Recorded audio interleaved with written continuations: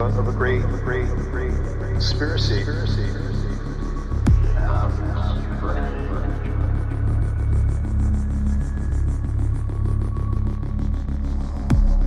How did I get?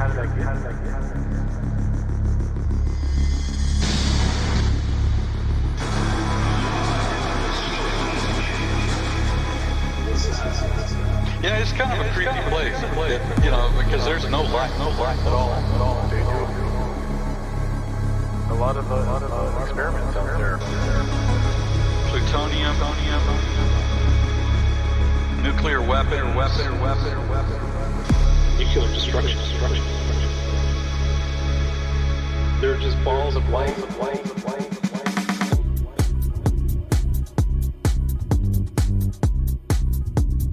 There's a ghost now.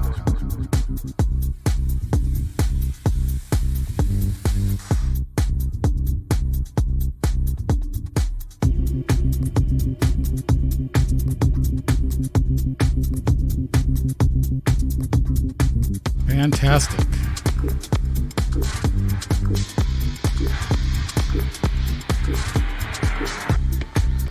All right, broadcasting live just outside the Napa Valley wine country through the mystical Sonoma Mountains. This is Beyond the Strange. Good evening, everyone. I am your host, Dave Cruz. Thank you for joining us this evening.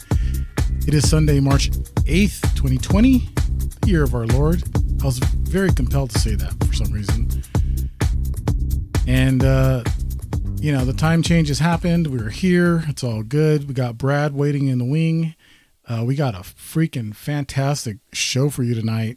We got a lot to go over. So there may be a few things changed in the format, but it's for the best. It's all good. Don't worry about it. Trust me. It's going to be great. And of course, everyone in the Strange chat tonight.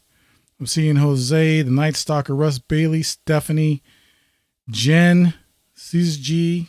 What's happening, guys? Everyone's just chilling in there, chatting it up, waiting for this show. It's going to be amazing. Also, for those on YouTube, thank you for joining us tonight. And, of course, live on the Fringe FM. Those are in the Fringe FM Discord chat as well. Thank you for joining us tonight. So this is going to be an amazing show. I keep saying that because it's true.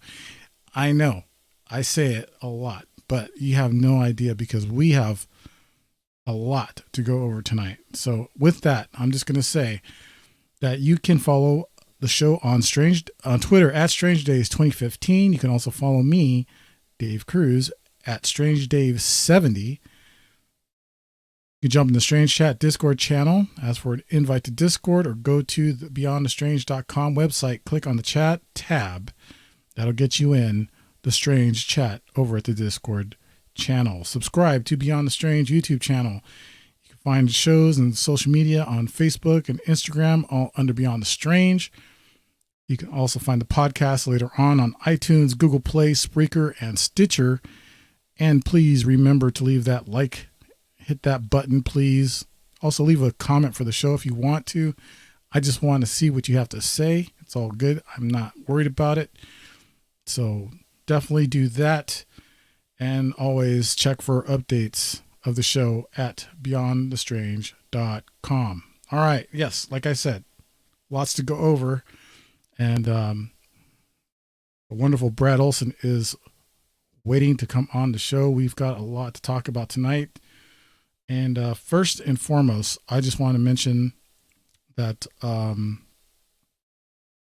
there's a lot happening out there, people. And this. This is just something that I've never experienced before in my lifetime. What we're going through right now with this novel coronavirus. And, tonight we want to try to piece things together. Brad's coming in with his info. I'm coming in with my info, and with your info, maybe we can figure this thing out. It's just crazy what's going on out there. I know there's been memes and it's okay to laugh at this in a bit because, you got, it's like that saying, You laugh in the face of danger, you know, and right now, that's how it feels. It's like, is this really happening? I mean, is this, it's suddenly surreal to me that toilet paper's flying off the shelf. There's nowhere to be found. Freaking hand sanitizer. Food's flying off the shelf. I mean, seriously, what is really happening? So tonight, we're hoping we can find out some those answers to those questions. Mike J, thanks for joining us. And yeah, it is insane what is going on. Really quick, I just want to read to you a couple of things from the WHO, which is the World Health Organization. This is at who.int. And this is there. I mean, this isn't even like the total updates for today. Everything's going by. That's another thing. Everything is going by so fast. Everything's happening so fast with this coronavirus, as no one can keep up with the pace on this. So this is the WHO, and a summary, really quick. And this is on their website. The summary of the coronavirus: a pneumonia of unknown cause detected in Wuhan, China, was first reported to the WHO country office in China on the 31st of December, 2019. Okay, so that's what, like over 3 months ago? All right. We've been going through this thing for, I'd say, a little bit over 3 months. All right. And this is still during the time of the impeachment. All right. So, you know, is the impeachment, was that some sort of a distraction? Or would you say the distraction is the coronavirus? Who knows? But it's kind of weird how everything's happening at the same time. The WHO is working 24/7 to analyze the data. Province, this is going back again to, you know, between December and January. The outbreak was declared a public health emergency, international concern, on the 30th of January this year. All right. So the international community has asked the U.S. for $675 million to help protect states in weaker health systems as part of a strategic preparedness and response plan. Of course, back then they didn't even have a plan. On February 11th, 2020, the WHO announced a name for the new coronavirus disease, calling it COVID-19. Now, like I said, they are trying to keep up with the pace on this COVID-19 coronavirus. All right. And there's just too many things that are just too freaking coincidental, too freaky to be called a coincidence. You want to call it a synchro, you want to call it, you know, predictive programming, call it what you want. But it is freaky how some things have just been leading up to this outbreak of this virus. We've had virus outbreaks before. I also saw something, I believe it was Mike Barra that mentioned something on his Facebook, saying that we've had virus outbreaks during election times over the past few election cycles, if you will. And that's interesting to me. That's something that I need to go back and take a look at. Maybe we'll talk to Mike Burrow one of these days. Who knows?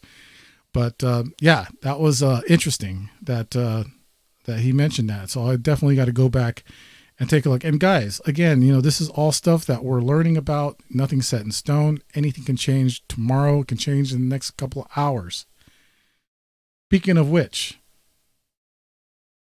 USA Today.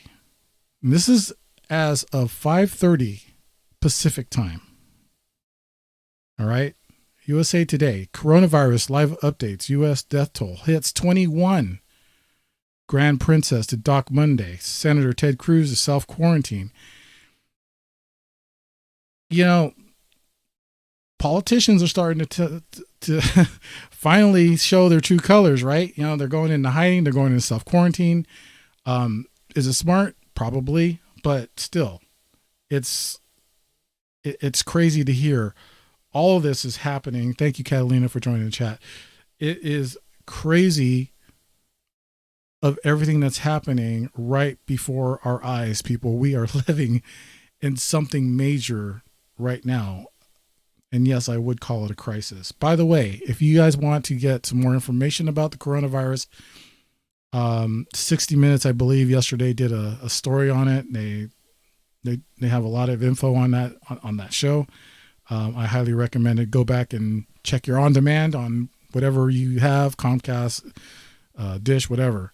Check it out. And if you can find yesterday's 60 Minutes, I would definitely do that if I were you. All right. The coronavirus continued its deadly reach across the U.S. on Sunday as the number of fatalities climbed to 21, with 544 confirmed cases across 34 states and the District of Columbia. All but 3 of the deaths have been in Washington state, 2 were in Florida, 1 in California. The virus has surged in the U.S. in the last week. The second American died March 1st, just hours after the World Health Organization had reported 62 confirmed U.S. cases. There were 117 new cases announced on Saturday alone. Iowa on Sunday was the latest state to report its first encounter with coronavirus, with Governor Kim Reynolds announced 3 presumptive positive cases. All 3 people were on a cruise through Egypt, Reynolds said during an evening news conference, and are now isolated at home. In Milan, Italy, streets and shops were empty, public weddings and funerals were banned, and vast swaths of northern Italy were essentially locked down Sunday as the government dug in advance of the global coronavirus sweeping across the nation at an alarming rate. Italy's death toll rose to 366 on Sunday, and more than 7,300 infections have been confirmed. Prime Minister Giuseppe Conte signed the decree affecting the at least 15 provinces that are home to more than a quarter of Italy's 60 million people. The impact reached even deeper into the country. In Rome, the Vatican announced Sunday that it will shut down its museums and the Sistine Chapel until April 3rd. People, this is insane what's happening right now. You know, about 3 weeks ago, I would have said, okay, maybe this is going a little too far. People are overreacting. I'm not so sure today. All right. I'm serious. I am not so sure today if that's actually the case of overreaction. You know, I'm seeing the chat just flying. I can't even keep up with everyone in the chat room right now. It's true. It's just, you know, it's that crazy what's going on, and people need to get involved, and people need to communicate and talk with each other. This is just insane. I really don't even know what to say about what's going on, but we're going to do our best tonight. And, you know, like I said, we do have Brad Olsen, who did come back from the Antarctica, as a matter of fact, over a year ago. And, you know, we're going to put this thing together. We got a lot to talk about. I know I keep saying that, but definitely need to find out what's going on.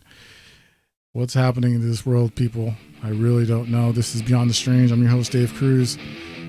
We'll come back right after the Rogan Report with Brad Olsen. Stick around. We'll be right back right after this. Don't go away.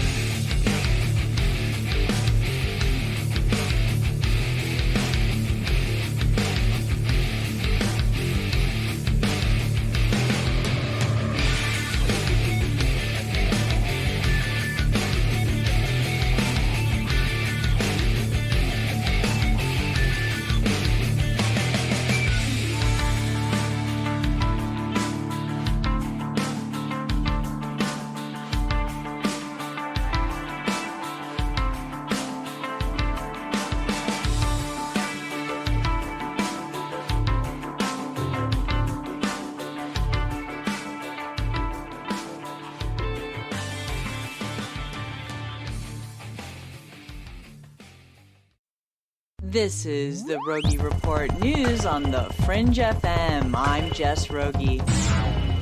Scientists at the UC Berkeley SETI at Home project say they'll stop sending new work to the network of volunteers who've been using their computers to search for aliens since 1999.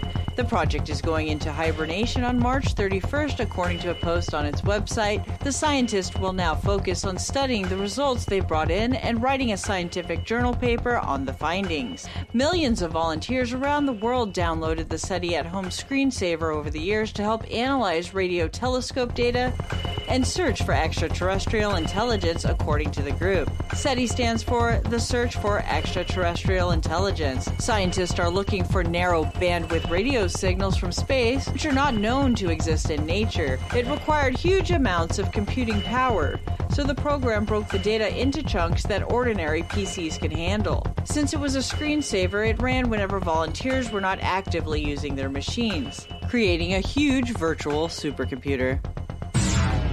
Health officials all over the world are fighting to slow the spread of the novel coronavirus. They're also working to stem a secondary issue that the World Health Organization is calling an infodemic.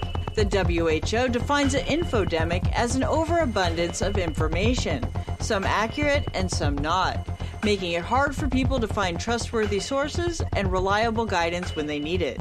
The problem is aided by the ease and speed which false information or misleading information can spread online through social media. As the disease has spread, so have the false claims online about how it began, the number of people infected, and promises of magical cures. The social media manager for the WHO said the organization is working directly with social media companies to ensure users are directed to trusted sources. One study by the U.S. State Department, reported on by the Washington Post, said roughly 2 million tweets toting conspiracy theories about the virus had been posted outside the U.S. over a 3-week period when the disease began to spread outside of China. A Chilean man has been arrested after destroying one of Easter Island's famed statues by crashing into it with his truck. The damage angered the community who look after the sacred Moai statues. The local mayor tried to pass an anti-driving measure 8 years ago with no effect. He believes that this week's accident could be a motivating factor to reconsider introducing the proposal. The Moai statues represent ancestral figures and may have also been ways to show where freshwater sources were located. This is the Rogie Report News on the Fringe FM. I'm Jess Rogie.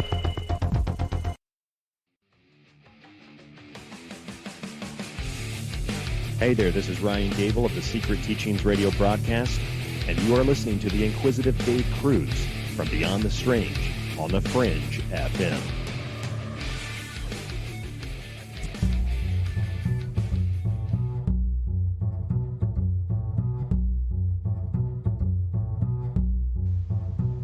Have you ever looked skyward and pondered UFOs, aliens, time travel, alternate universes, and parallel dimensions?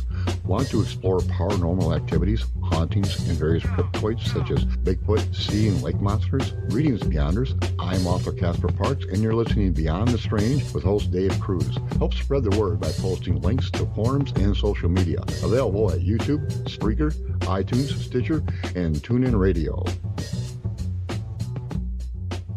Once again, thank you, Casper Parks. This is Beyond the Strange. I'm your host, Dave Cruz. Thank you all for being here tonight. Everyone in the YouTube chat, see Lunar Sparkles, Donnie in Alaska, and Ronaldo. You guys are awesome. Thanks for joining us in YouTube. We have so much to talk about. And you guys are probably sick of me saying that, but I'm serious. We really, really do. And just remember a reminder, I'll probably be posting some articles about the coronavirus and everything related to it in the Spreaker chat. Spreaker chat. Why would I say Spreaker chat? The Discord chat and even the BeyondTheStrange.com website. Start a blog, and there's just so much that's going on with this thing, and it's amazing. But right now we want to definitely get to my friend and yours, Brad Olsen. And Brad Olsen is an author of 9 books, including 2 in his Esoteric Series, Modern Esoteric and Future Esoteric. An award-winning author, book publisher, and event producer, his keynote presentations and interviews have enlightened audiences at Contact in the Desert, UFO Mega Conference, and the 5D events, and dozens of radio and television shows. Brad is a founder and co-producer of the Weird Street Faire in the SOMA neighborhood of San Francisco.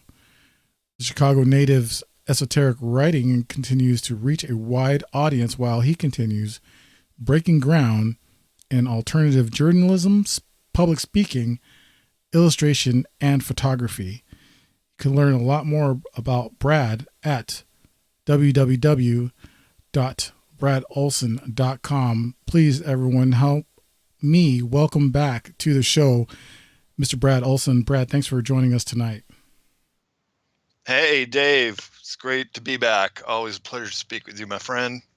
Always, my friend. And, it's just amazing what's going on today. And, we talked a little bit about it. We, messaged about it.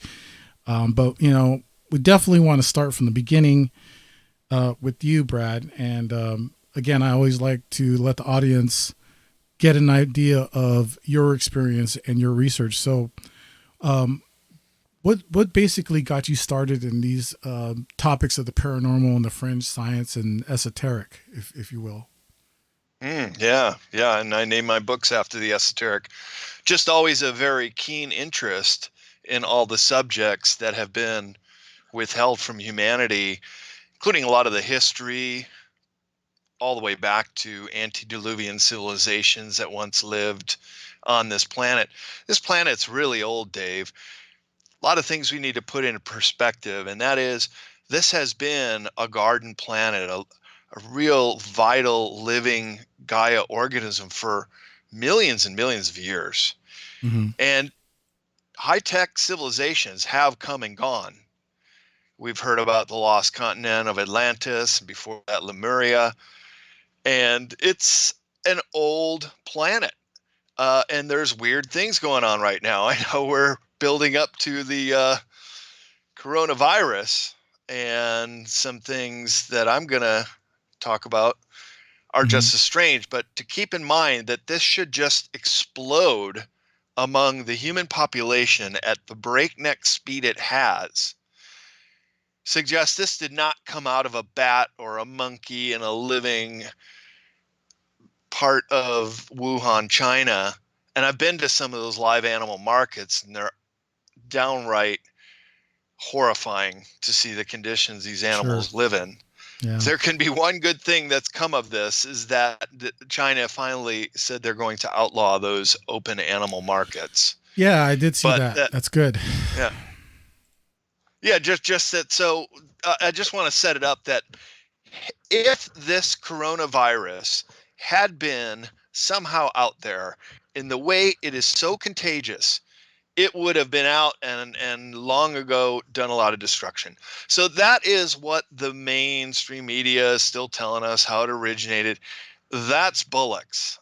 This is a bioweapon, and it has been unleashed on the human race, and it is now traveling at this breakneck speed around the world.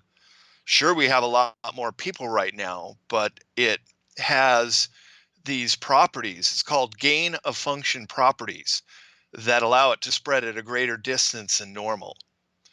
And the best authority on this is a guy named Francis Boyle, and he's been a longtime advocate against the development and use of bioweapons. That's what this COVID-19, and that basically stands for coronavirus disease, discovered in 2019. So it was unleashed. It's a false flag. It's a bioweapon, a very, very dangerous one, because the mortality rates are higher. It's not going to kill that many people our age or younger people. Even kids don't seem to get it, but it's the elderly that are going to be most vulnerable, or people who have their bodies are stressed out or not getting enough nutrition. And let's face it, right now, everything is changing right before you came on, Dave, I was watching the market, and since we talked, Right. Asian markets are tanking right now. Right. And so fear is basically enveloping the world, and not unfounded. I feel like I study and have a pretty good call on what's a false flag and what we're not being told in the media, or the distractions where we're being sent with this. And this is the one. This is the 2020 ID 2020 that's meant to roll out right now. And Mhm. this is a lot of the things that we've been hearing, predicting, planning, and prepping for.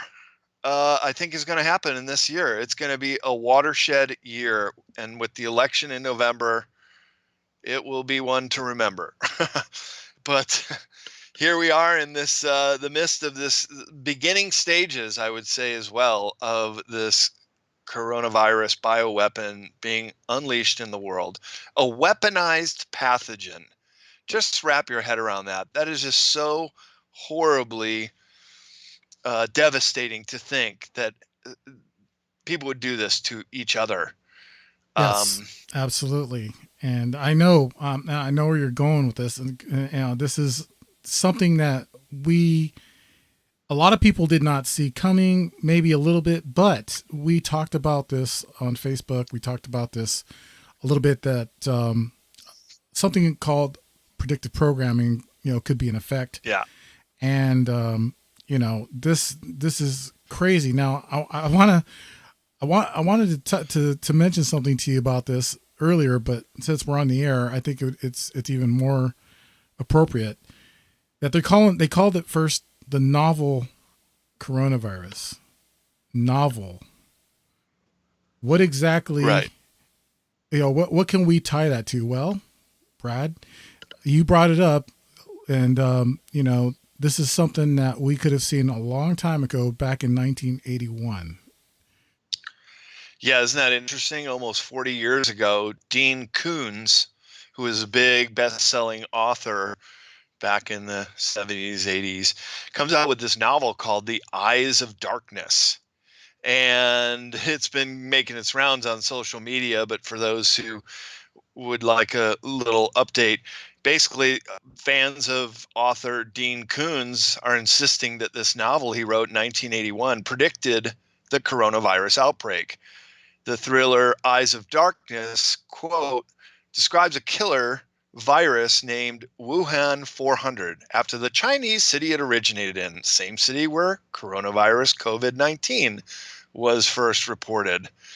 So here we go again. We've seen predictive programming so much in the media, and I'll give a definition of what that is. Alan Watt defined predictive programming as, quote, a subtle form of psychological conditioning provided by the media to acquaint the public with planned societal changes to be implemented by our leaders. If and when these changes are put through, the public will already be familiarized with them and will accept them as natural progressions, thus lessening possible public resistance and commotion.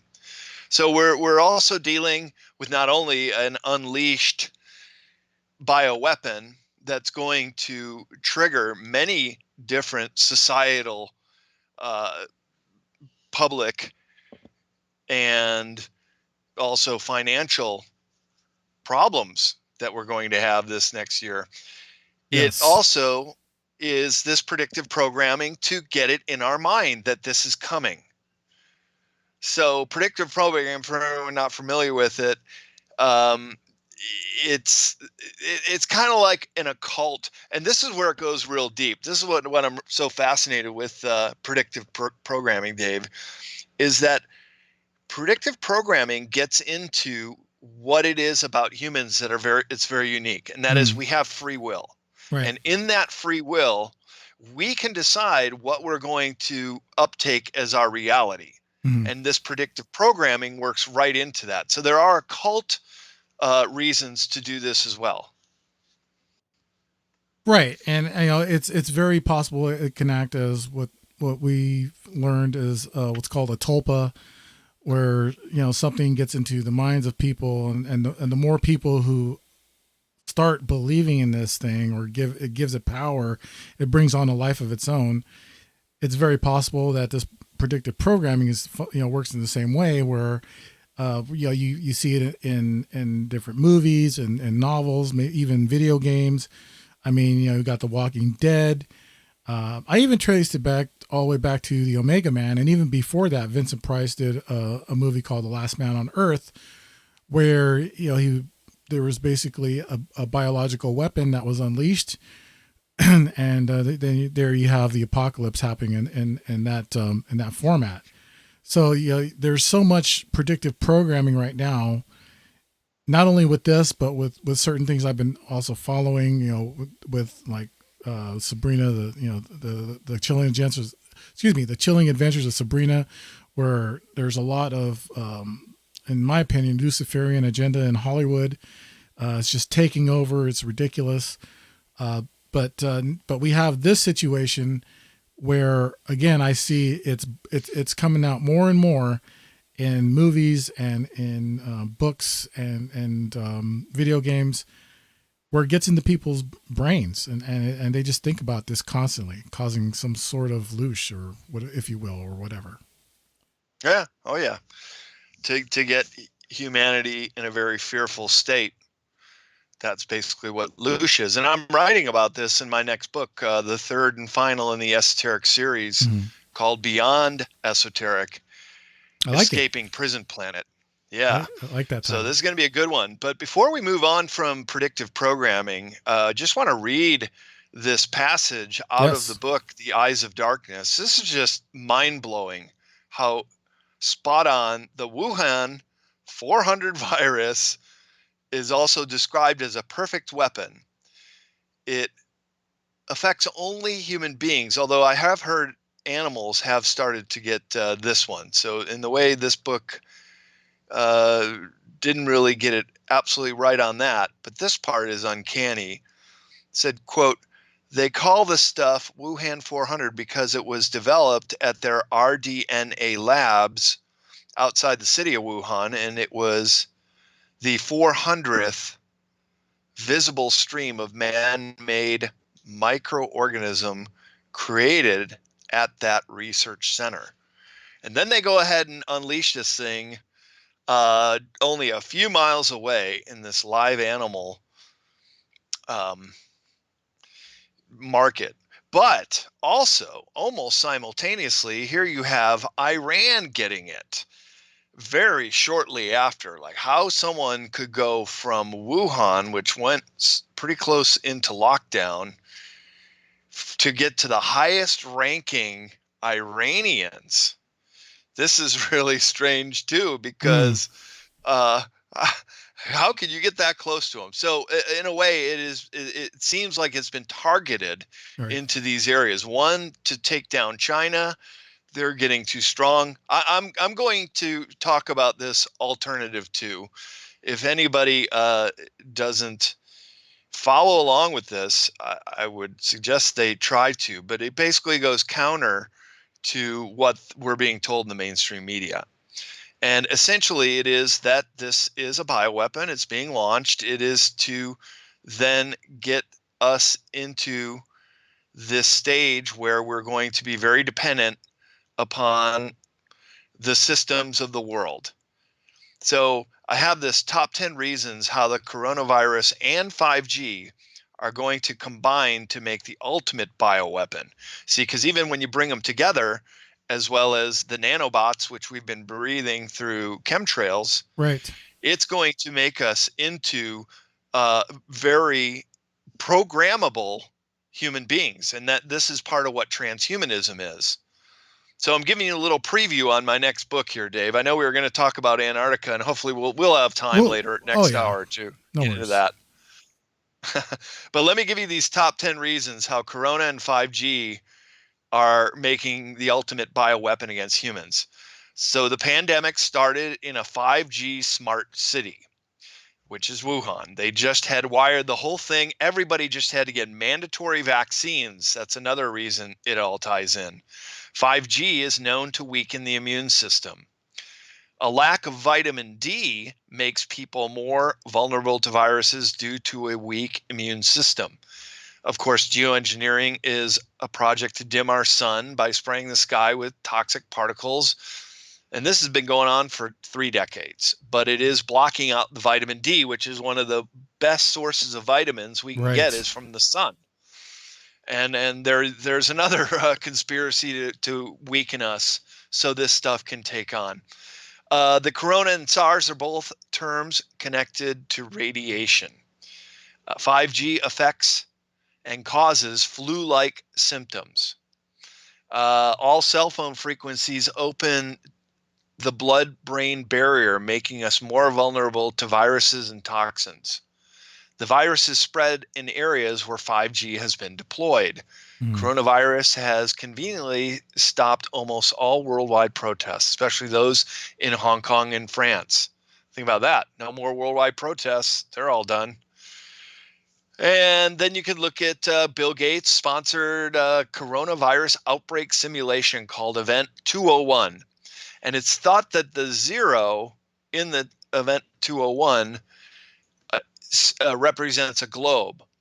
And then it's a nod to the UN Agenda 21. So 201, 21, the globe, just weeks before the virus was released.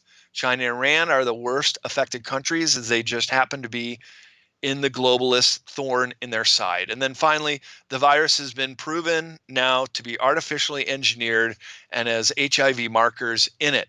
So I'm sorry to say, Dave, but that news clip you got right before I came on, the lady saying, oh, it's conspiracy theory.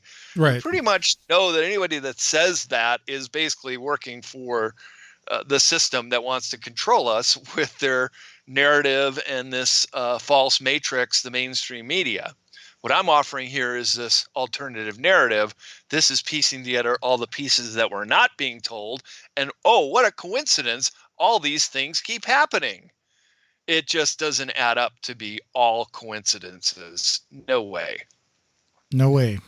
No way. I totally agree with you. I got another point of view, if you will. And I'm not sure if you've heard of these two sisters that are out of the Czech Republic.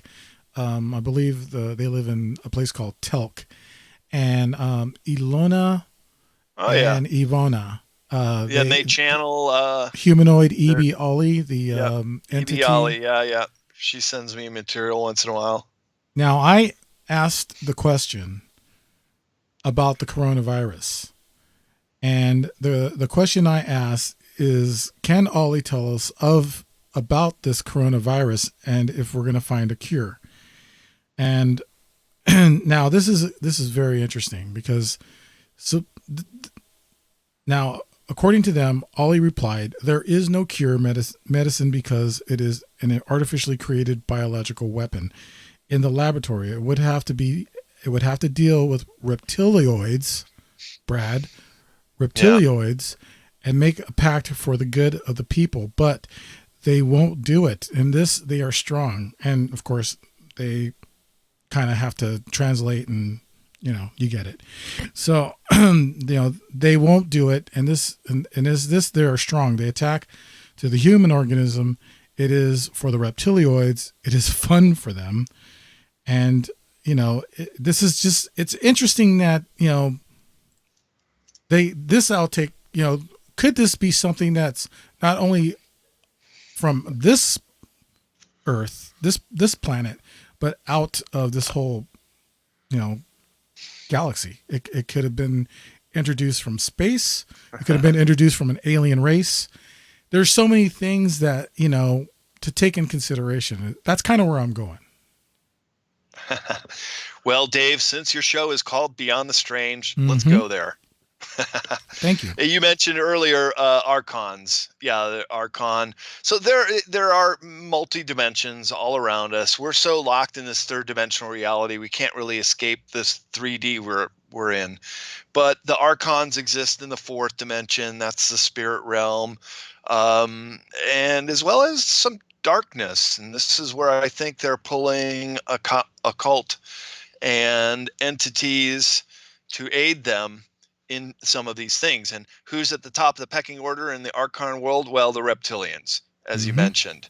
And a lot of the grays are like these test tube synthetic robots, but they're biological and hugely telepathic with a great advantage over us that we can't even comprehend, because they can be so mesmerizing and put us in basically take us over, as have been seen with abductions. Right. So to tie all of that into there, yes, I'm sure the Archon network is loving the amount of fear that is being generated around the world right now. The reptilians, they look at us as expendable and wouldn't have no problem if we just started killing ourselves off. So if they had a hand in it, I don't know, but they certainly have a lot of contempt for the human race, so it wouldn't really surprise me if we found out that they were somehow behind it, because this has to be the very worst thing you could ever do to your own kind, that a human could unleash this on a human and cause this much pain and suffering and death and panic. I can't think of anything else short of, say, a pole shift or a full thermonuclear war around the world that has the capacity to shut down civilization like this is done. And the headlines are just jaw-dropping every time we see it. And unfortunately, Dave, I think the worst is still yet to come, as you mentioned. But here we got Italy restricting a quarter of the population in lockdown. That's never happened before. Travel chaos around the world. Yeah, who wants to fly right now? Oil's plunged, gold's shooting up, stock markets. I mean, it's only Sunday night here, and already Zero Hedge is putting out statements, and they're saying that now Asian markets are already crashing below 5% of their values. So there's these stopgap measures that are being put in place. Wouldn't be surprised if we see that on the Dow this week, perhaps even tomorrow. It is going to be a roller coaster because everybody is spooked about this now. So it's having that effect. If we are talking about predictive programming as well, and what we've heard the New World Order was going to roll out, that they do want a one world government. They want a one world currency. They would even like a one world religion. And this is all spelled out in Leo Zagami's books that I published through CCC Publishing. His Confessions of an Illuminati book, The Invisible Master, and The Last Pope spells out all three of those, and how it is basically these bloodline families that have basically cornered the market and basically own everything. The Swiss did a great study that I have in my book, Future Esoteric, less than 10 years ago, tying the money to the individuals and finding that it's a small amount, like 146 individuals that control 80% of all the corporations, resources, companies, you name it.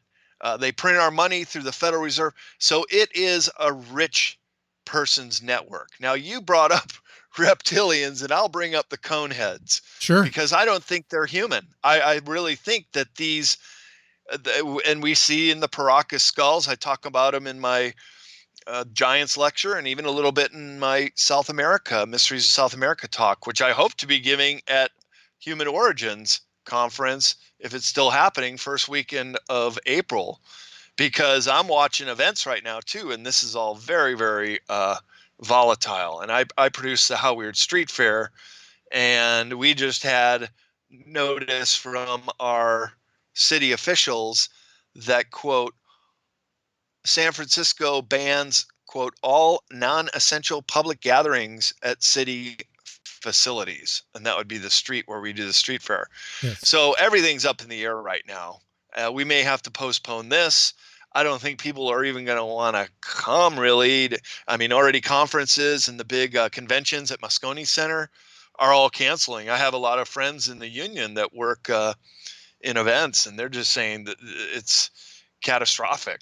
Well, So movies the are shutting ripples- down. I mean, production of Absolutely. movies are being shut down. There's people who don't even want to go to work to make a movie because they're afraid to catch this thing. Yeah. fear and panic are starting to set in. So that's when a lot of turbulation begins. And what if it goes on the whole year? This could get really nutty. Right. I think I've seen something in So Fortune. strange times we live in, Dave. Yes, absolutely. Sorry. No, that's okay. I just wanted to point out that I believe I saw something on Fortune.com or one of those magazines, maybe Forbes, mentioned that we were already in a recession, and that this thing is just not making it any better. Do you feel, now I'm going to throw a little parapolitics in there, if you will. Do you feel that this could be an attack on our current president of everything that he's tried to do for our country? And I don't go either way. I'm neither left, neither right. I'm in the middle. I have the right to do that. But I do look at everything, and it almost seems like, they have tried to go after, President Trump in a lot of different ways, almost maybe even to the point of assassination. Certain people talk about that. They, I don't know if that's true or not, but that, this would be a whole lot of trouble if, just to get to the president to try to take him out. What do you think about that? I'm like you. I'm pretty nonpartisan, and basically I do try to avoid any political talk just because I know how controlled it is. That's an interesting theory, though. That we're really helpless to make any kind of change in the political narrative. Right. We are told we have one vote, but we can see that even that one vote has been compromised. So to me, it's just senseless to debate politics the way it is presented to us, right, which to me is all political theater. I'd rather go watch a kabuki show and be entertained and know that I'm being entertained than being fed false information, misinformation, distractions, non-news, fake news, and so many other things. 2 years ago, I lost my apartment in San Francisco, Dave, and I've not watched TV since. Don't blame and me. all I do is read my news, and it's mostly from international and alternative sources. Change my perspective altogether, and you really then get in deep into the esoteric meaning behind what's going on to all this stuff too. And this is what really interests me, and I put in my books. But to see this all coming to a fore, which has been predicted for years, decades, as we said with the Dean Koontz book, but Yes. Leo Zagami predicted all this years ago. And we're all seeing it happen. This is the rollout. And okay, how it ties into Trump. Well, yeah, he is the thorn in their side. He is the one that wants to drain the swamp, and I'm fully in support of that. Whether he has been compromised because he does promote 5G and vaccines, don't know. There are some things I do not support what he backs. But I do know that there are over 14,000, or is it 140,000 sealed indictments at the ready, but have not been unsealed.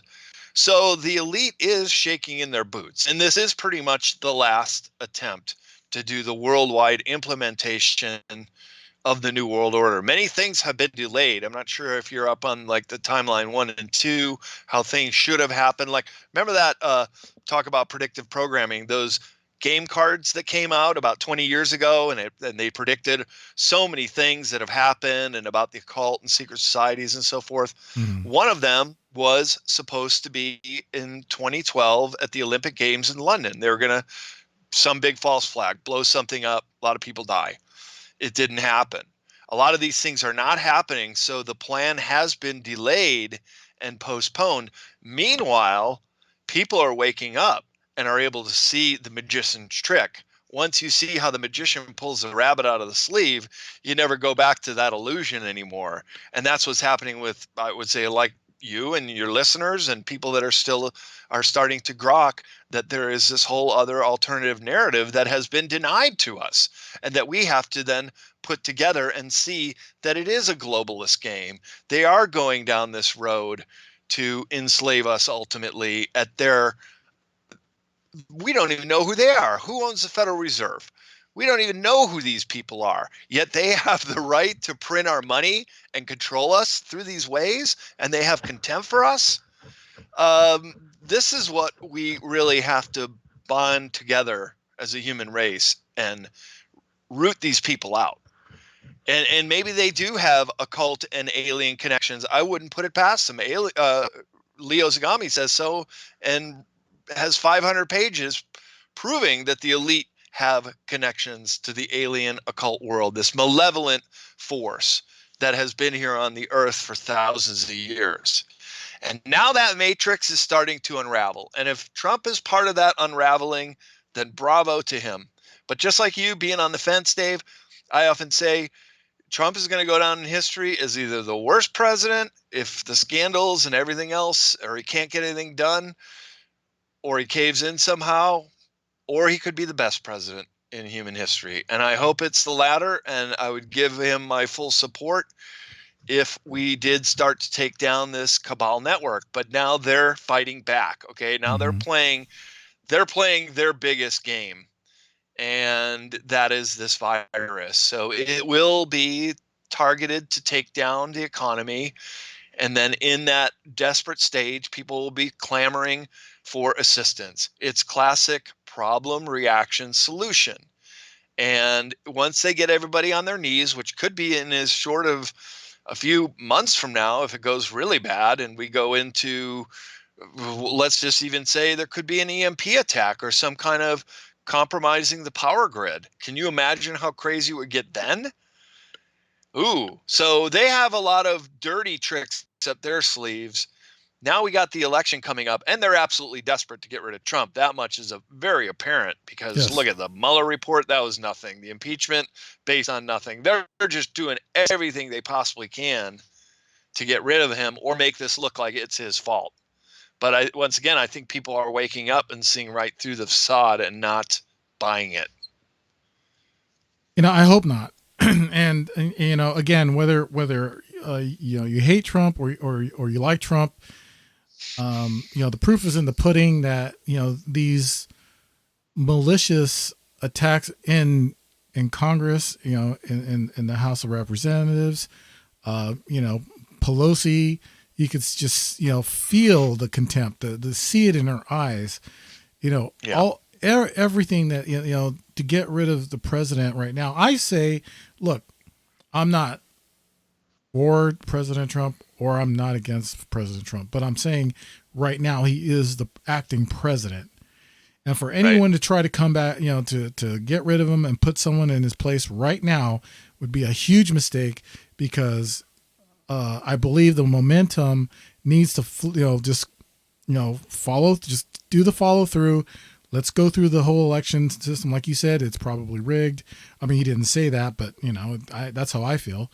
It's in a way, it's not even worth voting anymore. Even David Icke says that. It's just, it's ridiculous what's going on in our political system. It's been corrupt and broken for years. And again, that's a different show altogether, a different story.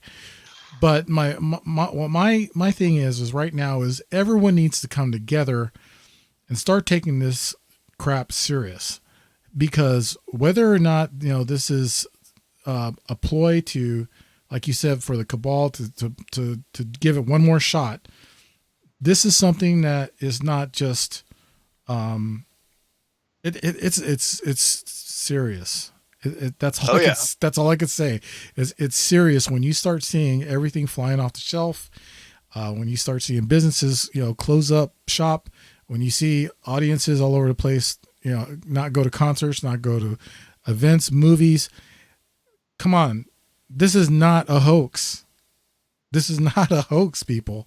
I'm trying to get that urgency for people to say, listen, make jokes about, no toilet paper all you want. It's a serious situation. That's all I have to say. Well, it truly is. And the fact that this is a bioweapon that has been unleashed in our lifetimes, of course, going against treaties dating all the way back to World War I, when germ warfare and toxic gas was shot at the troops on both sides during the trench warfare over 100 years ago in Europe.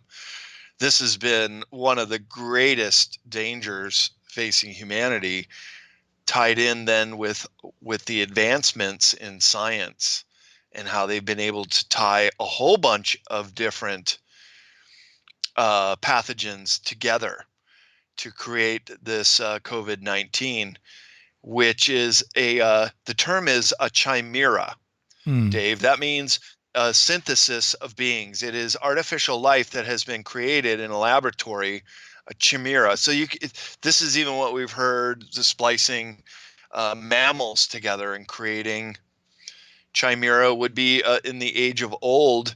You had the minotaur that lived in the bowels of the Palace of Knossos on the island of Crete. That was a chimera. So now we're looking at the COVID-19 being a chimera. It includes SARS, an already weaponized coronavirus, along with now they're seeing HIV genetic material and possibly a flu virus in there. But it has gain of function properties that allow it to spread a greater distance than normal. Of course, the incubation is still unknown, but it's ranging from 2 weeks to a whole month. Yeah. And this has never been seen, that it could lay dormant that long. That's scary. Or in the person. Yeah. And then giving them these dry hacks. That's the whole tie-in to the 5G too, that they're getting us from all these different angles. Then when you also consider that we're accumulating heavy metals in our body, which cannot be extracted. Once you get mercury and once you get aluminum and other adjuncts that come through in a number of ways, the direct way is, of course, vaccines. You're also getting it through chemtrails, breathing it. You're also getting in food. You could get it through your cavities with mercury filling. So heavy metal is also invading our body. Then you're getting these nanobots, which also contain little particles of metal, and they are turning us into conductive human beings. We are like a laboratory experiment that has just gone awry, and now they're unleashing a bioweapon. So we have to keep saying, who are these they to do this? And we got to get rid of these monsters before it's too late. And maybe, as you keep saying, how strange the situation has become, it might be too late. I think the genie is out of the bottle on this one. Right. And, you mentioned earlier about Bill Gates, and I feel that, Bill Gates, maybe even the Royals, maybe, other people in power and money are just the players. They're just the players of the actual cabal that's behind this. And we've talked about Leo Zagami, who's a really good friend of you and a friend of mine and a friend of the show. As a matter of fact, I was thinking about Leo today, is seeing about everything that's happening in Italy. I haven't had a chance to reach out and see if he's okay. He's here. Though, he's right? here. He's here. Springs, That's right. I just remember that he's here. Good. That's good for him. That he's not there. He'd be a good guest to have on, Dave. Oh no, he for give sure. You the latest updates. I'm sure he talks to his family every day. Oh yeah, absolutely. I've definitely just been meaning to reach out to him. But and by the way, for everyone, I'm sure you know who Leo Zagami is, but he is an Illuminati insider. He's written many books. With of course through Brad's publishing, CCC Publishing, and it's definitely, that would be great to have him on the show and talk about this more. Where was I going with that? Oh, with the chemtrail phenomenon that I want to call it a phenomenon. I believe it's happening. I believe it's real. I've got a lot of people going against me, but it's true. Chemtrails? Chemtrails. There are people man. that still go against you on I that? can't. Would you believe it? This is so widely known now. God, it's even in the mainstream media that they're doing it. I mean, they're talking this about is it. such a debate that's a decade old. I mean, they're even trying to make it foregone conclusion. Of course, it's happening. Exactly, and they're even trying to say that they're trying to bring it out in the open with I forget his name that works with Harvard. They want to start blanketing the sun and even more. Even more, and they're not even admitting that they've been doing this for years, but yet they're trying to say, oh well, we should start doing this. It's like, you guys have been doing this forever. What are you talking about? But where I was going at with that, Brad, is I want to read something really quick. This comes from NASA.gov back in November 27, 2019. For whatever reason, satellites track the status of the nation's food supply. And why is NASA tracking the nation's food supply?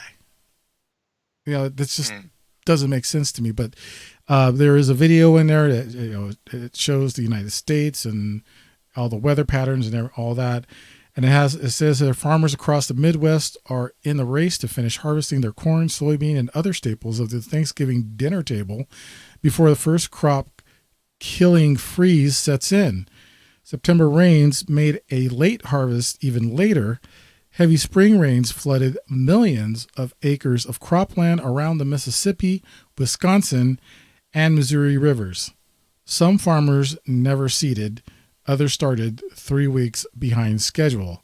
These changes and delays in farmers' plans this year made the United States Department of Agriculture's job of tracking and estimating crop production with farmer surveys and ground observations a challenge. To meet it, they turned to the joint NASA U.S. Geological Survey's Landsat 8 satellite to fill in the missing pieces. But to me, the whole thing with the chemtrails, all of these things that are all the geo modifications that's happening right now, is to me a ploy to just cripple our food supply. That's my take on this. And then you throw in this virus at the at the end of the winter season. At the end of the winter season, which we didn't even really see that much rain here in Northern California. We just barely got some rain the other day.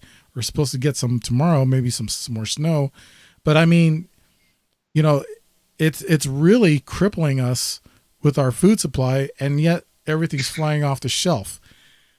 What do you say about that, Brad? Yeah, the food supply. Well, you have Henry Kissinger say, if you want to control the people, control their food, and it's true. We all need it. We're in a desperate situation without it. There's an old saying that goes back to the French Revolution over 200 years ago. It was observed by the elite that they have to keep the masses fed. If they don't, the saying was, we're only 8 meals away from revolution. And the same would be true here. If there was no restaurants open, no supermarkets or even convenience stores available, in 3 days, there would be absolute chaos. And the elite know this, and they've often prepped to do this too. Mm-hmm. That's the ultimate cutoff. When you do that, then it's total anarchy in the streets. Then it could get really, really ugly. And they know that some of them may be targeted with the pitchforks in the streets, just like the French Revolution. That terrorized the elite when that happened, because the King of France, Marie Antoinette, all these other people in the royal court were beheaded. Look what happened to the Tsar of Russia. Their whole family was slaughtered. So they know that there is uprising that could come to their doorsteps. But now they've been so clever to buy up all the media. So they own it all. That's why I mock the mass media so much, because it's just a propaganda arm for the corporatists. It is what they want you to think. It is their mind shifting to believe their reality. And when you turn it off and you tune it out, it just becomes so laughably fake how phony it is. What they're trying to tell us is important in our world. And they're the same people who now we can see, own the patents to many of these viruses that have been unleashed, including coronavirus is patented. Here, I'll read it to you for the record. Yes. U.S. patent number, it's Bickerton et al., the Pure Bright Institute, and we could talk about that in a minute. Who's behind the Pure Bright? U.S. patent 10,130,701 space B2, date of patent November 20th, 2018. And that even specifically says coronavirus. It's patented. Here, I got a couple more for you, Dave. So every 2 years, and I think you mentioned this during the setup, there's another virus scare. There's something else out there every even year for the last decade, pretty much. Okay, want to know what they are? And their patent numbers. Ebola, that's kind of one of the older ones. Yes. Patent number CA 2741523A1. Swine flu, patent number 8124101. The AIDS cure, patent number 5676977. The cancer cure, patent number 6630507. Well, it seems like they're trying to cause an epidemic, making us ill than keeping us sick.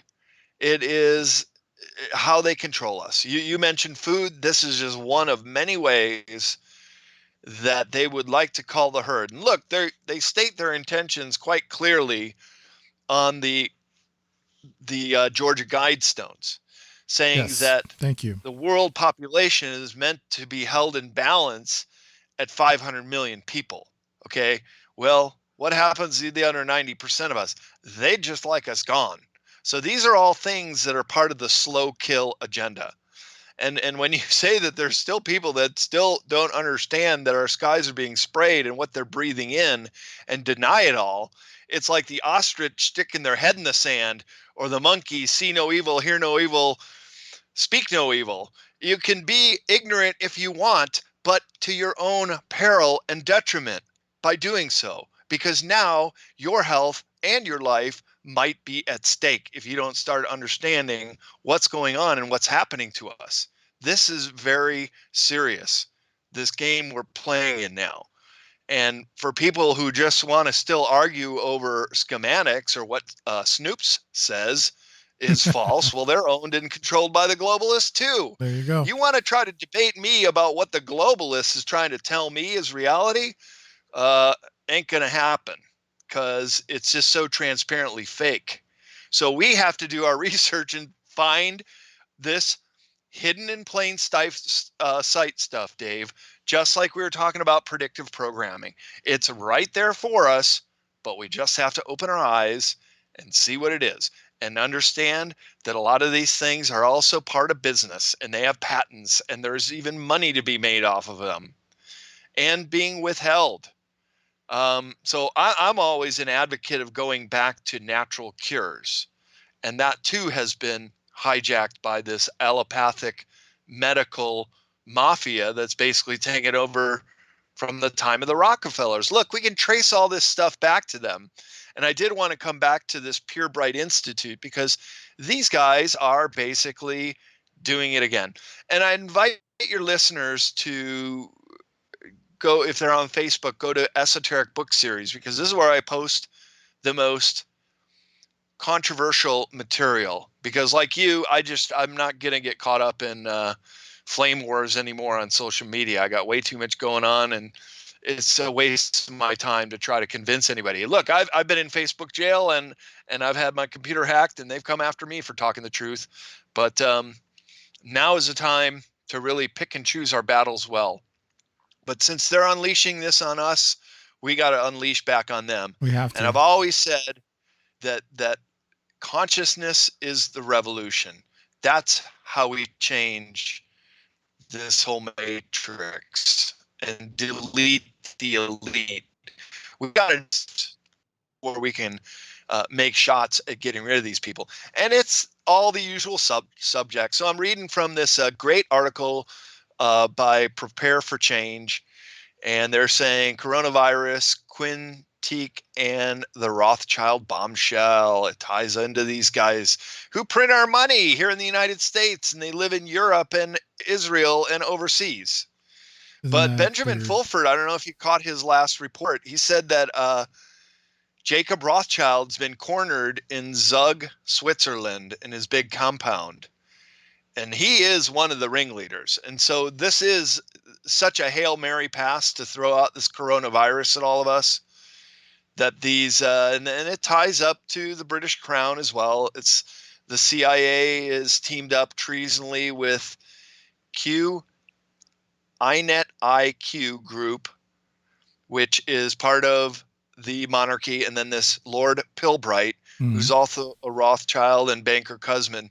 And this is where the Pilbright Institute were the applicant for the coronavirus. So, I mean, if you do your research, their fingerprints are all over it. This should be a slam dunk, just like all the Hillary's emails and the content of what was on Anthony Weiner's laptop. How come there are no prosecutions over this?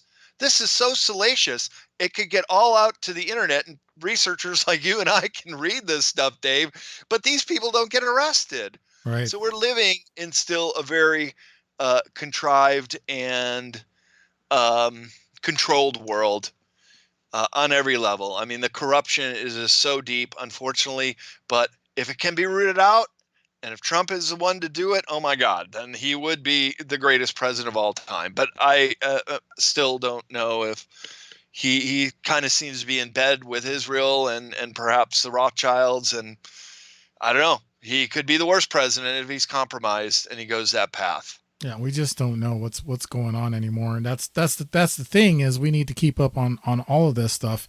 And, it's like doing these shows, Brad, and, having guests like you coming on the show, you and Leo, and, numerous people who are getting to the truth and who know the truth, and get it out to the listeners. And therefore, it can just continue to go from there and go on and go on and go on. Why don't we go ahead and take a quick break right here, Brad, and when we come back, maybe we'll open up the phone line to see if anyone wants to call in. And then we'll definitely get into, some Antarctica and your research and what you found there, and possibly could be some ties to what's happening right now with the president. We're talking with Brad Olsen, and this is Beyond the Strange. We'll be right back right after this. Don't go away.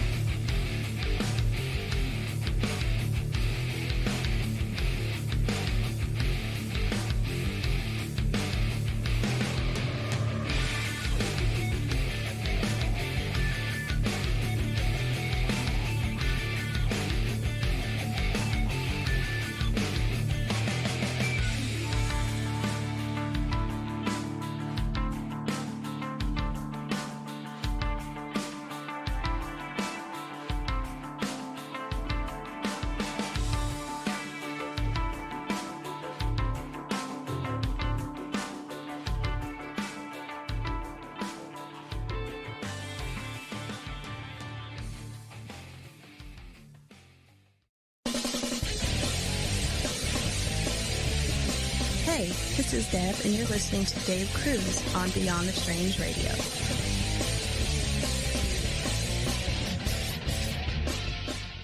Tea is the #1 cleansing tea in America. We cleanse you with organic ingredients, and when used daily, you can increase your energy. Cleanse from intruders that set up camp in your colon. Cleanse your colon and feel the difference. Colon cleanses can be uncomfortable. Not Life Change Tea at GetTheTea.com. Life Change Tea is mild yet truly effective. Cleanse your insides every day. Easy to make, easy to use, and feel the results. Are you sold? Okay, then here's how to order. Log on to GetTheTea.com. That's GetTheTea.com. Look for our specials on the front page. Get the Tea also carries top-rated supplements for those who care about their health naturally. Again, log on to GetTheTea.com. That's GetTheTea.com. And feel the results. And for those of you that arm yourself with information, come to our webinar every other Monday at 5 p.m. Pacific time. That's every other Monday at 5 p.m. Pacific. You can sign up at getthetea.com. The truth is out there. There's something out here. And so are we. KTOK Digital Broadcasting, The Fringe FM. Okay, nurse, let's get this man to the ER stat. Right away, doctor. We see this every day. Heart attack or angina pain due to blocked and clogged arteries. Chelation can remove obstructions or blockages from arteries and help avoid painful and expensive surgery. Now there's Angioprim. It's a liquid oral chelation product that you take with juice. You start to feel the results fast. Angioprim increases blood flow all over the body, and that means more energy and strength to take on the day with less aches and pains. 60 years of research has gone into chelation, and Angioprim is the result. A safe and easy way to unblock your veins and arteries from buildup that slow circulation. Paging Dr. Jones. Please report to the emergency room right away. Log on now to angioprim.com. That's ANGIOPRIM.com. Or to speak with a trained consultant. Give Angioprim a call at 954-882-7221. That's 954-882-7221. Hi, Jeremy Scott here from Into the Power of Normal, and I'm back live Saturdays at 6 p.m. Pacific, 9 p.m. Eastern, right here on the Fringe FM.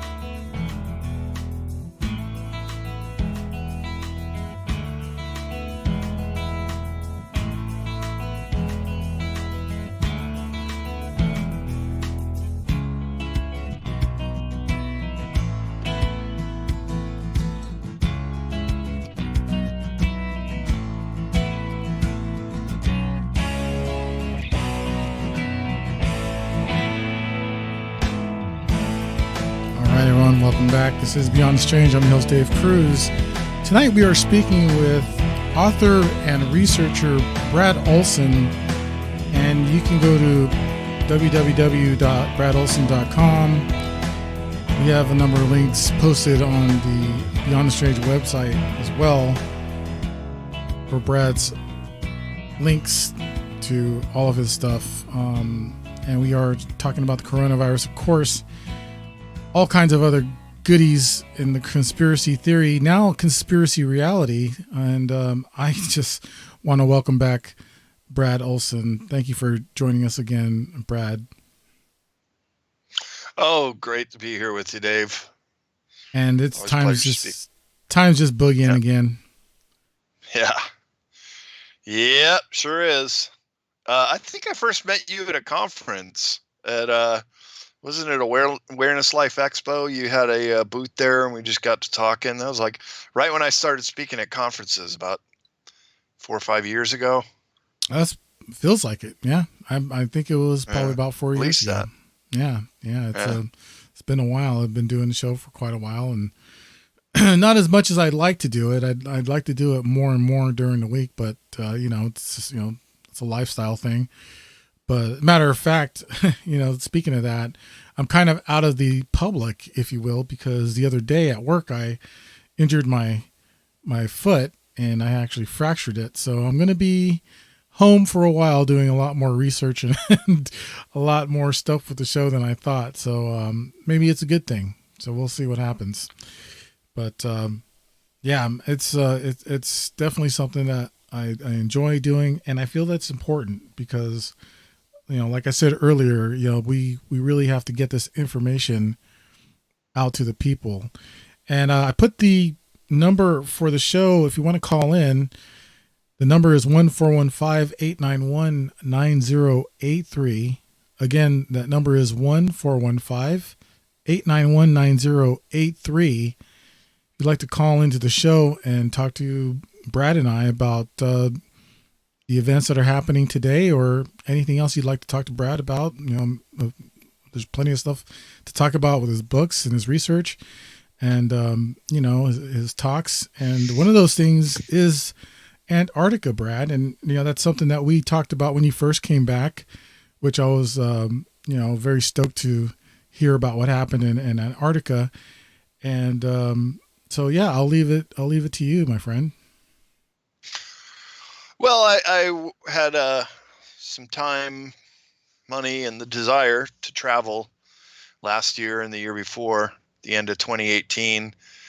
I bought a vehicle in Santiago, Chile, and drove it about 5,000 miles all the way up to Peru along the Chilean coast, down through the Sacred Valley to Lake Titicaca, and then all the way through Bolivia, and then all the way down through Argentina to get to Ushuaia, where I jumped on a boat to go to Antarctica and join the 7-Continent Club. That wasn't the reason I went, although it was thrilling to see this part of the world, which is so unlike all the other parts of the world because it's just frozen and nothing really lives there on the landmass. But of course, the ocean is teeming with life, as well as mammals such as seals and whales, and different species along those lines, and dolphins and the Drake Passage and so forth.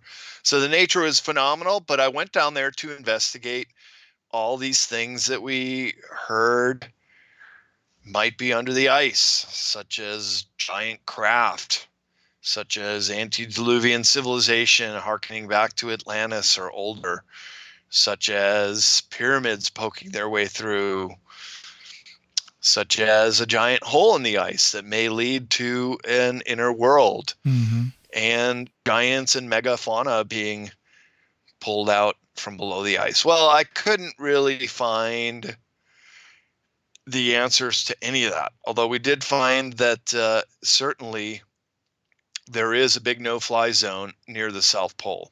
Yes. And yeah, and then also heard of a UFO sighting through another base.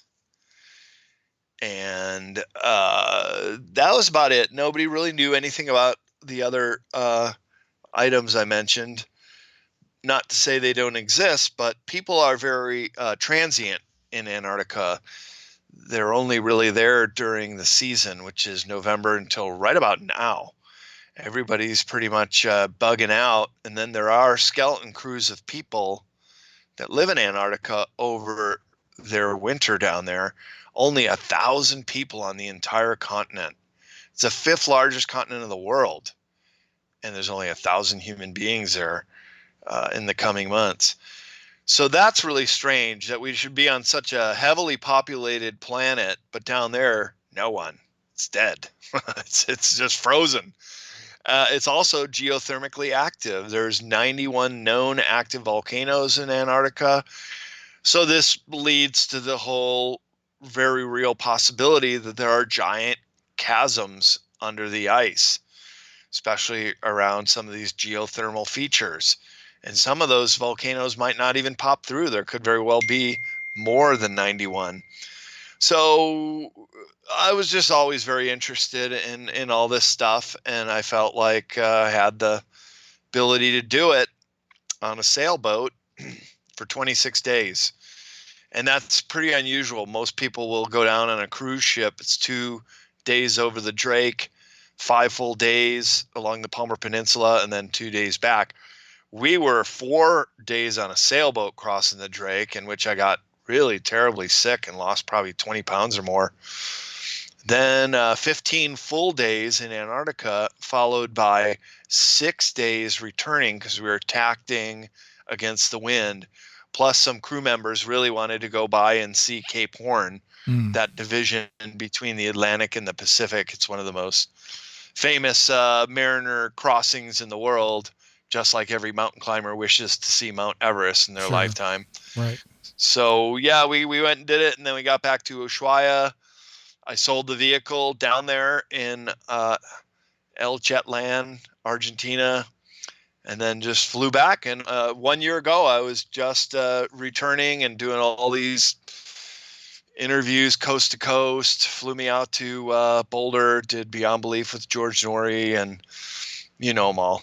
And so sorry it took me so long to get back to you, Dave. You're a bro, and you're on the A team. We get the chance to talk when we can. Ah, thank you so much, Brad. I feel so much better now. That's all good, man. No, yeah, I mean, you know, definitely got to do the rounds, and you know, I already knew we were going to do a show together because we talked about it, and you know, that was a very trying journey for you. You came back looking pretty gaunt, my friend. Yeah, it was a crash course in losing some weight. That's one way to do it. A bit of a painful way to do it, but it's possible. But it's all good. I'm healthy. I'm kind of always been on the thin side, and I like to keep it that way. I like to ski a lot in the winter and do other sports in the summer. So I'm glad you got your bike back, by the way. I got my bike back too, and Again. that's not even my really good one. Again, I must have a good way to get homeless guys to help me find my stolen shit. But, pardon the French. No worries, bro. That worked out okay. Yeah, but it's a strange time we live in, and now this whole virus thing is really starting to affect my life. I kind of had a feeling a year ago I was escaping America for a reason, and that was during the time of that big government shutout.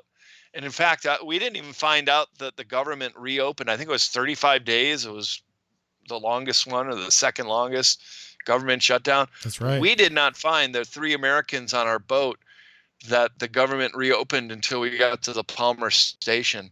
Mm-hmm. So we're pretty out of touch, and there was no internet really apart from 1 or 2 research stations. We could actually just send out a quick update, but it was kind of weird being totally out of touch for close to a month. But I did a lot of writing on the boat, and I put together my 2 presentations. So I got work done after we recovered from being sick, and every day down in Antarctica, Dave, it was just amazing. It's we were all first timers, even the 2 captain and co-captain from Poland. Everybody's first time going, and it was quite an adventure for everybody. Because every day it would be pick a new spot. So we'd go to research stations, talk to marine biologists or people working at the bases, what they're doing, the real science. So this is my talk that I give at conferences. The whole science that is going on down in Antarctica, and then a lot of the speculation about what might be there and could we find any sort of evidence of it or lack thereof. Mm-hmm. And that was the real reason I went, and I'm really glad I did, and it was a good time to go because the dollar is still pretty strong overseas. It is a good time to travel, and it has not escaped my attention to possibly just get out of this country and keep a valid passport nearby with enough money to split if you need to. But let's see what this virus does, because it could put the whole kibosh on international travel and domestic travel too, for that matter.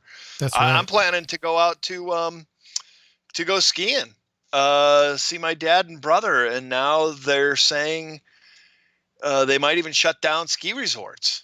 Oh no! Because there may have been some transmission at a Vail resort. So it's like, whoa, everything is just upturned right now. And then we don't even know if we can do the How Weird in May, but not supposed to talk about that just yet. We're watching the situation and monitoring it very closely, but the city may just tell us we have to do it, and then we have to do it. And just like South by Southwest in Austin just got canceled by the city. These are unprecedented steps we're seeing taking place for this. It's never really gone down like this hard, this fast in America. Right. And, you know, as I was saying before, I caught it on one of the Forbes or Fortune that said, you know, we were in a recession. This isn't, you know, doing any good. and it's just mesmerizing to watch the TV and to see everything that's going down the way it is, and just kind of sit back and say, what, just kind of scratching my head and I just can't believe what's going on. I mean, I still have a teenage daughter who's in high school right now, and she's getting ready to graduate. She may not graduate on stage because of what's happening right now. They already talked about get ready to pull your children out of school because the minute they start seeing students coming down with this virus, they're shutting it down. They're shutting everything down. Yeah. So it's really scary, Brad. It's just really scary what's going on. But going back to Antarctica, I wanted to also bring something up about how back in the day, I think you remember, we're around the same age, like especially in the 80s when they were talking about the whole ozone depletion, around Antarctica. And I just read an article. As a matter of fact, I think I have it here. No, well, you know what that was. Remember how that whole story just came and went? Well, that's what I was going to mention is the interesting thing. The last 3 years, they said that it's actually closed up. It's been closing up. That there hasn't been much ozone depletion over the last 3 years. And but yeah, let's get to what you were going to mention. Well, the way it's closing up, and then it opened. The story we were told was it was from using aerosol sprays. Mm-hmm. But how that would end up in the South Pole region and not so much in our North Pole, because we know the circulation of atmosphere and weather pretty much stays in the hemisphere. So for it to flip all the way down there was also a very curious part of that story. But that wasn't what it was. It wasn't aerosols. It was nuclear bomb testing in the upper atmosphere. It's called Project Argus, and it was taking place down in the Southern Ocean area in the late 1950s.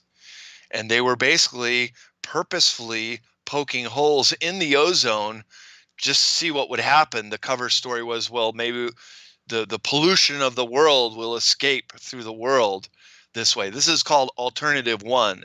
I cover this in my next book, Beyond Esoteric.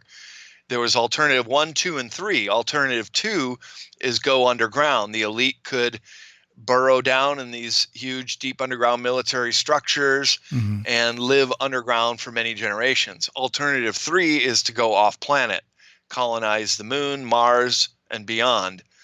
And there's quite good evidence that all three of these happened. But back to Alternative 1, Project Argus is one of the only classified nuclear bomb tests that's left. And the reason is because this could have been the response upon the Fourth Reich Germans in New Schwabenland down in Antarctica.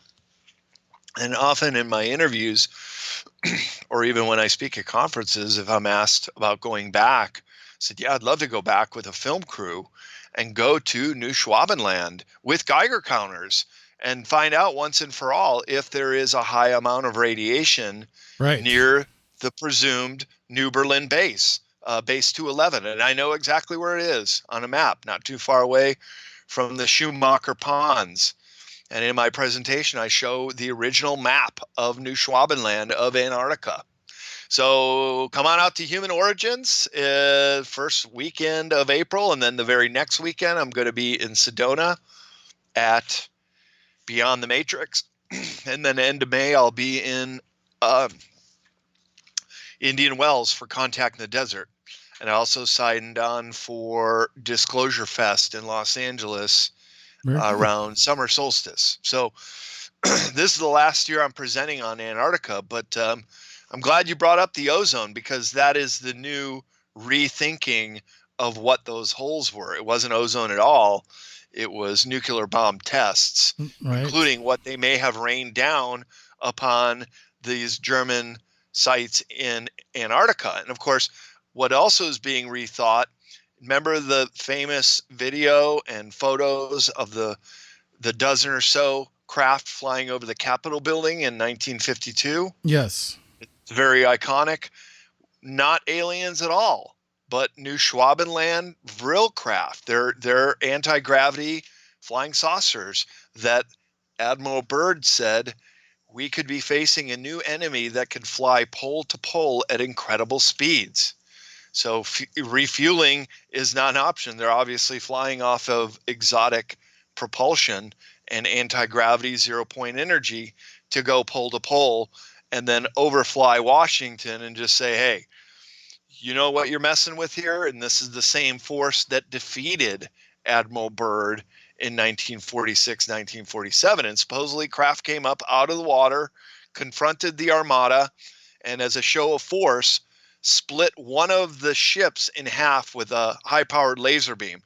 Mind you, this is in the mid 1940s, right, to have this kind of technology exhibited, and it was called the USS Murdoch, and it was sunk in Antarctica. So that would be another one on my wish list, to go down and try to find the Murdoch.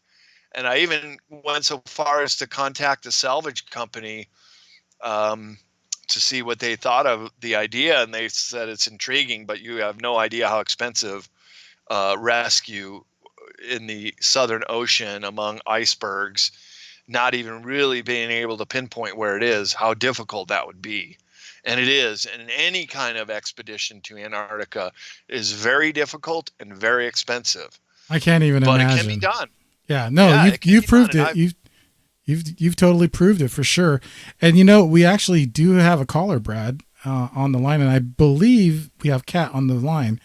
Kat, are you there? Hey, how's it going? Brad, can you hear her? I didn't hear that. Okay, hold on 1 second. I think we got to do this really quick, and then we need to do this really quick and see if that happens, see if that works out. All right, Kat, you there? Yeah, can you hear me? How about now, Brad? I can hear that now. Yep. Hi there, Kat. Hi, Brad. I'm so thrilled and happy for you that you got to go on this amazing trip to Antarctica, and I'm sure that you have a soul mission that the reason for you to go there hasn't. I mean, going around and telling people is one thing, but I have a gut feeling that there's something you're going to play a very important role in the future, because only a few people get to go. And, you're on our paranormal shows really awakening us. And I think that a lot of what's happening is to get us more awake, because I don't know if you've heard this or not, but that humans are way too behind on the timeline for us to be awoke. And so I'm just wondering if this is part of what's going on. And another question I wanted to ask you is, I saw a paranormal show recently of this guy a long time ago that carved this panel in gold, and I forgot where it was, but it showed Noah's Ark, and it wasn't a ship, it was pyramids. And I just thought that was interesting to think that pyramids could actually be spacecraft, and if that's true, like Noah's Ark came to take animals and people off the planet, which I also wonder if that's partly where we're going through too. So I just kind of wanted your take on that. And again, I'm just so happy for you that you got to go down there. Well, thank you so much for the kind words, Kat. That's nice to hear that people can appreciate it. I mean, it's in the realm of unseen consequences. I do things for the reasons I do them, but then other people have a benefit of doing that too. And for example, when I produce the Weird Street Faire, I'm very much behind the scenes. People hardly ever see me. And I'm producing this big event. And then the next weekend, I'm on stage in front of hundreds of people. So I'm just in service to others. I just do what I do. And this is what I know how to do. And I love to do. And I continue to do it. I aspire to inspire until I expire. How about that? So onto your questions as far as, well, what do you think, Dave? What would you sum that up as? I mean, I believe there's already some sort of arc in I want to say in the Arctic, not Antarctic, but somewhere frozen, where they're taking DNA of different animals and different lifestyles and life forms, species. I believe they have heirloom plants and seeds and that sort of thing.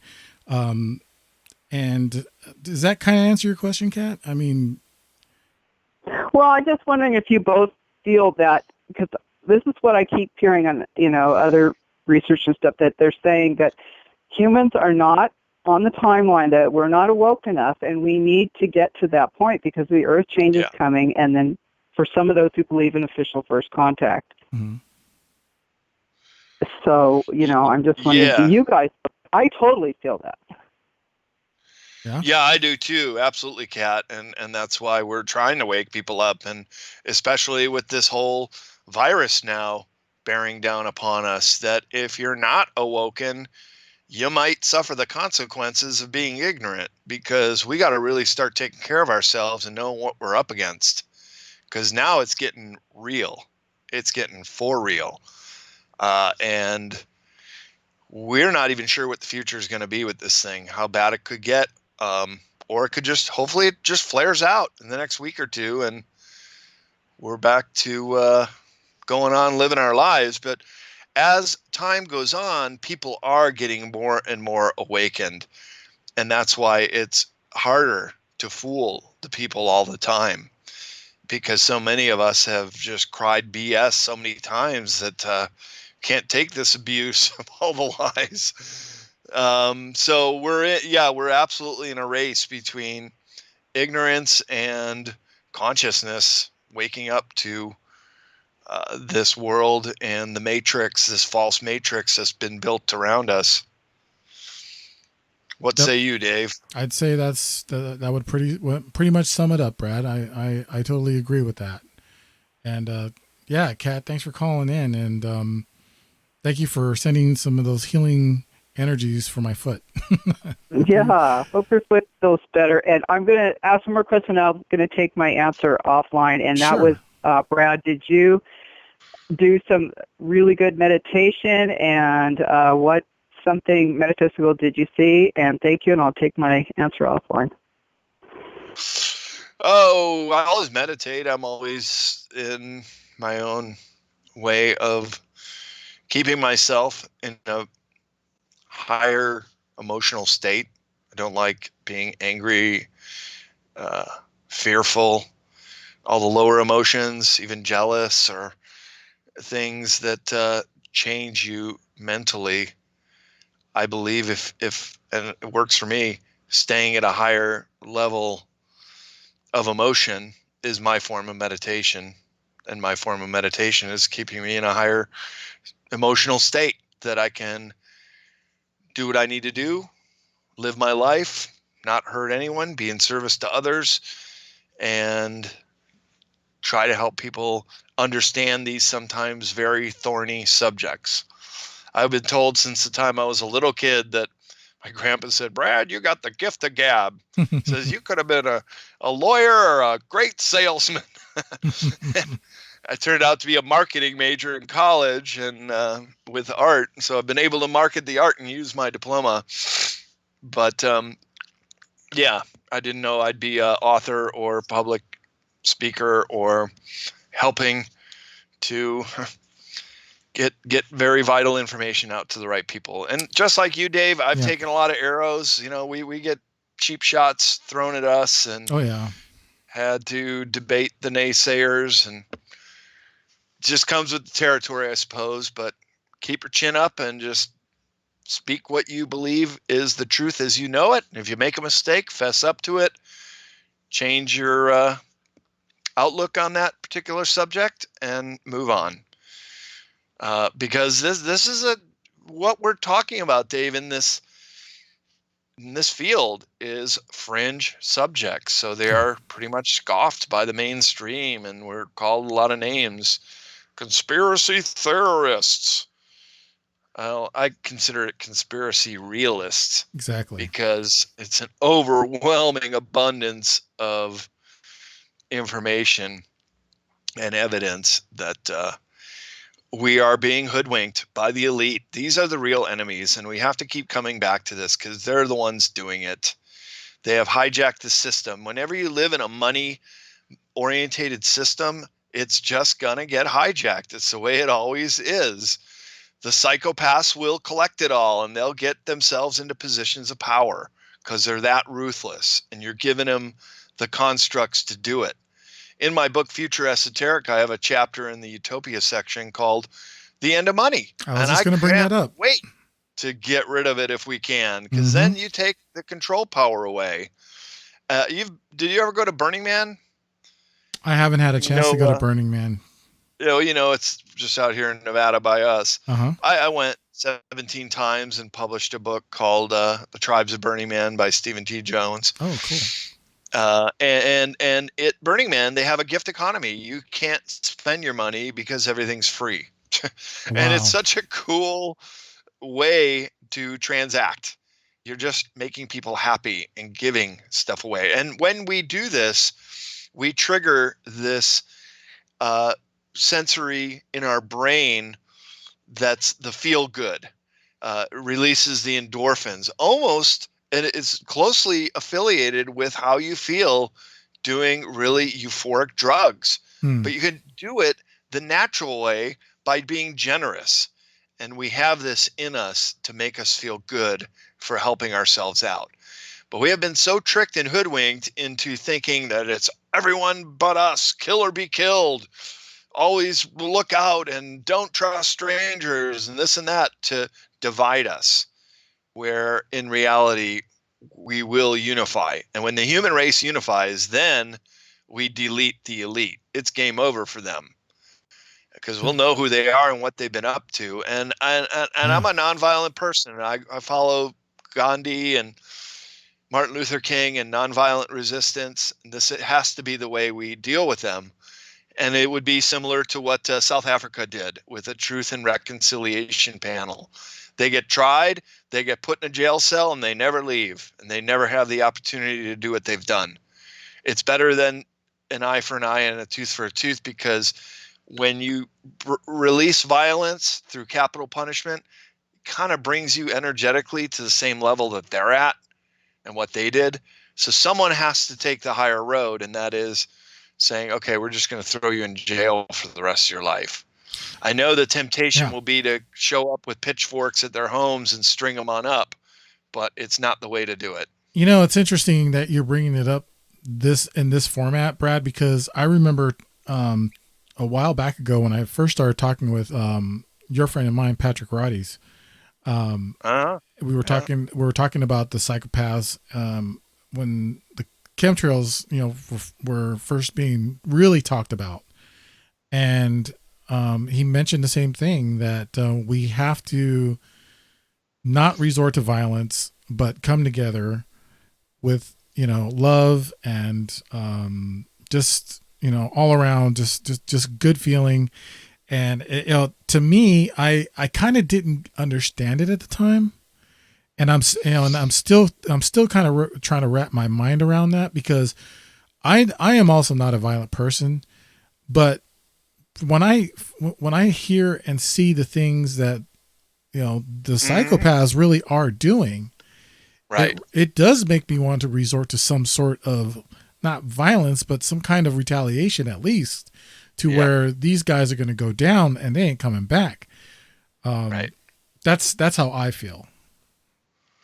Right, and they're playing full court press against us, so we have to protect ourselves and fight back in a nonviolent way. But I like the old saying that self-defense is nature's oldest law. So of course we're going to want to self-preserve ourselves and defend ourselves and our family. It's a natural instinct to do that. Yeah. But they are so good at manipulation that they're going to make it seem that we're misguided or misdirected. So any way to throw us off the trail and sow confusion so we don't catch on to what they're up to and who they are. But it can only last for so long. And I love the Abraham Lincoln quote, you can fool some of the people some of the time, but you can't fool all the people all the time. And that's pretty much where we're at. We've just been up to our necks in these deceptions, and it's just it's time to end it before they end us. And it's the great showdown that's happening right now. And they're playing pretty much their final cards, I think, apart from escalating some third world war nuclear bomb scenario. This is about as bad as it could get. A really virulent strain being released on the human race. It's going to throw so much chaos in all the systems. And this might only be the very beginning of it. It could get really nasty. I sure hope not, but let's hope cooler heads prevail and this thing can be stemmed, because it's already looking like, I've been watching the markets the whole time we've been on. Now gold has come down quite a bit. Okay. And some of the markets have cooled down in Asia as well. So, okay, maybe that's a good sign. That sounds like a good sign. That sounds like a good sign. The Nikkei is still down well over 5%, and the Hang Seng, those we can watch on Sunday night. And I would say tomorrow is probably going to be a bloodbath on the American and European stock market. I want to see if I can get one more question in for you, Brad. Sure. What before we wrap it up, what do you think about cryptocurrency? Do you think that this may play a part in what's going on? Maybe not so much as it's the cause, but if things start collapsing, what do you think that about cryptocurrency as a fallback? Well, any investor would look at it. It is a form of currency. It's crashing right now. Again, Bitcoin's just a little above 8. It goes on this teeter-totter ride, and some of the other ones that I've looked at are now coming down again too. The only problem is that if there is a problem with the grid or electronics or an EMP attack, even if it's a regional thing, you're not going to have access to your digital blips. So it's probably good to keep something real on hand, like some cash, gold, silver, which has been doing very, very well, and still, by all accounts, a very good deal, especially silver. Precious gems, that kind of thing. Yeah, just have some assets. And then the reason people are hoarding toilet paper and other durable goods, what if it's a couple weeks of supply chain disruption? You're basically going to have what you have. And that's pretty scary too. It sure is. Brad, thank you for joining us tonight. And, we definitely, actually, if you can stick around for a little bit after we wrap up the show, I'd like to talk to you off air a little bit. So I once again, everyone, Brad Olsen, where can we find you, Brad, and everything that's you? Yeah, bradolsen.com is my URL if you want to find out what I've been up to. CCC Publishing to check out all my books and the other authors that I publish. Find me on YouTube channel, CCC Publishing or Esoteric Series. Also the names of Facebook pages that I maintain, my Sacred Places books, 108 Destinations, Esoteric Series on Facebook, CCC Publishing, Brad Olsen. And track me along that way, or check out my books, Future Esoteric and Modern Esoteric. And number 3 in the series will be out at the end of the year, Beyond Esoteric. All right. Fantastic, Brad. Thanks again. And we'll definitely have to get you back on the show and keep looking at what's going on, my friend. And, we've got to stay safe out there. Sounds good, Dave. Thanks for having me on. Nice talking with you. Nice talking to you. Don't go away. We'll talk to you in a second. All right. That wraps it up, everyone. Brad Olsen, everybody. Fantastic show. Flew right by. And yes, we'll definitely have Brad back on again and see what else is going on. All right. Beyond the Strange is owned and copyrighted by Dave Cruz. It cannot be simulcast, rebroadcasted, or copied without written consent of Beyond the Strange. Also, the views and opinions are not necessarily that of Beyond the Strange, hosts, guests, and affiliated networks. Listeners are encouraged to conduct research and formulate their own opinions. Executive producer and creator of Beyond the Strange is Dave Cruz. Co-executive producer is Deb J. Cruz. Music is by Alan Hall and Zebrafish. Visit soundcloud.com/Zebrafish. Beginning disclaimer is by sci-fi author Casper Parks. Visit him at casperparks.com. And I just want to thank everyone again for coming out to the show and reposting on Twitter and Facebook. Remember, tell a friend about the show every Sunday night right here on the Fringe FM, 7 p.m. Pacific, 10 Eastern. And always go to beyondthestrange.com. Until then, everyone, stay safe out there. And remember, stay strange. Hasta.